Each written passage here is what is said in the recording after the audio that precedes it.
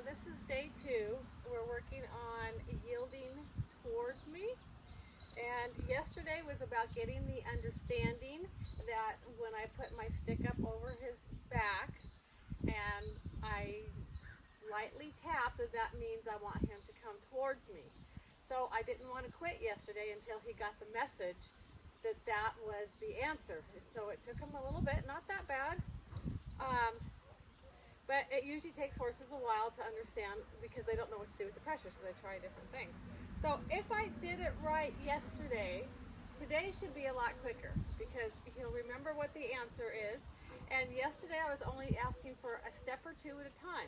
So depending on how it goes, we'll see. Maybe I'll ask for more today, but let's see if he's got the understanding. Let's see if he remembers what I want. So I'm gonna pet him first with my stick. I'm going to bring it up over his hind end, and this is going to be my first phase of pressure now. Now I'm going to tap lightly and see if he will, what he decides to do. There, that was good. So he remembers from yesterday what that's supposed to mean. So I'll do a couple repetitions and I'll start seeing if I can ask for more. So that was very good. Pat him, lift my stick. Lightly touch on the hind end. Good. Good. And I want to give him a moment to think about it. I want to reward him. This is still a new behavior. And so he's still learning. And you can see he's kind of got that little bit of a sleepy look on his face. You know, he's really thinking about this and processing that. So if things work out good on the second day and it takes a fraction of the time, that means that we got the message across yesterday. And that's why I didn't want to quit until I felt like he understood what the answer was. So I'm going to pet him. I'm going to lift the stick, lightly touch him on the hind end. Now I'm going to increase it. So he was probably just thinking, processing. Now I'm going to lift it again, give it a second, then I'm going to tap. Because eventually I want to just be able to have my stick up in the air and him come towards me. Good. I'm going to pause, lift my stick, tap. Good. Lift my stick, tap. Good. So I'm still only asking for a little bit at a time because I want to make sure that he's got the idea. Lift my stick. Tap.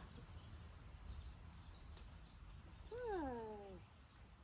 So I'm not asking for speed yet, but eventually I will be able to just lift my stick over his back and he will side pass over towards me for mounting. I'm going to ask him forward another step or two. Good.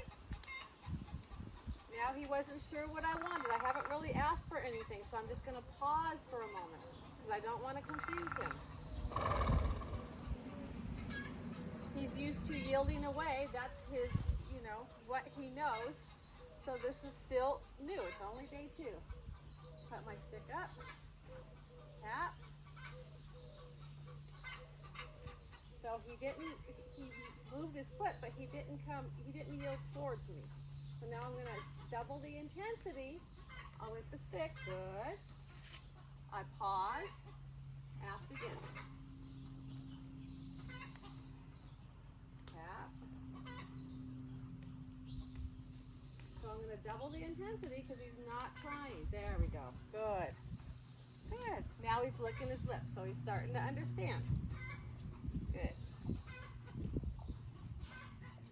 So I'm going to give him just a moment break here. I'm going to just back him up. Now, instead of having him come all the way over to the fence in the opposite direction, I'm going to ask him to come towards me. And I'm going to test it to see if he really knows it. So see, he's trying to go away from me. So I'm just going to continue the tapping until he does the right answer. There we go. So that's where, see, it's not set in stone yet. I might bend his nose away from me a little bit to help. Good. I'm going to tap again. Double the intensity. Good. I have to make sure my release comes when he starts shifting his weight or thinking about responding right. I don't have to wait till he's actually made the move. It might be at that time, but the quicker I can release, like see, I didn't tap there. He started shifting his weight, and I didn't tap after that, and he took a step towards me.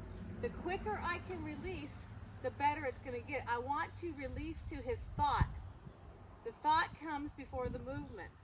So I want to be that good with my timing there. See there, I quit tapping because he was already thinking about it. He was already shifting his weight and thinking about coming towards me. So I'm rewarding the thought. Now he got confused because it's not set in stone yet, so I just keep tapping. I don't release until he's done the right thing. Now I'm going to tap again. Good. Release. Put my stick up. Tap again.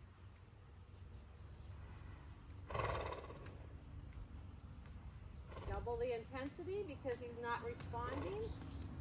Good. And then I always want to go right back to lightness. So now I'm going to tap light again. Good.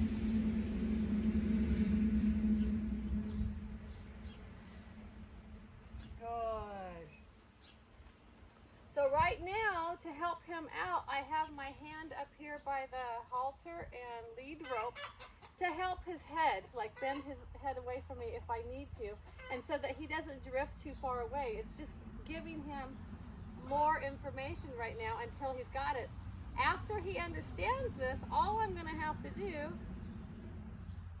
is have him have more lead rope like that, lift my stick like this. Let's see if it's going to work. If not, I'm going to help him. Yeah. Now he went away in confusion. So it's not set in stone. That's why you have to have lots of repetitions until it becomes a pattern. Good job, buddy. Good job. And then I'm going to pause and give him a little break again. So if I just spend 5 or 10 minutes a day working on this for, 4 to 7 days, it's going to become a pattern. And then I'm going to be doing less every day, and he's going to be doing more. So I'm just going to let him come away for a minute. And then I'm just going to ask him to go back over to the fence. I'm going to start asking for more steps and see if he can fill in. So I put the stick over his back. Didn't even have to touch that time. So I'm going to take the stick away. That was really good. I didn't even have to touch. Big try, big reward. Which means I rest for longer, and now he's licking his lips. That was really good. So that's where I'm going to quit today, because I want him remembering that. And then tomorrow, it might just be a couple minutes. We'll see. But he gave me everything there, and I always want to end each task with the horse feeling like a winner. So there, when I had put the stick over his back, but I hadn't touched him, and he yielded to me, that was a big try. I want him to become a super learner. In order for him to become a super learner, I have to quit a task when he's had improvement, so that he knows that every time we work on something, he's going to come out a winner. So I hope you enjoyed, and I will see you on the next video.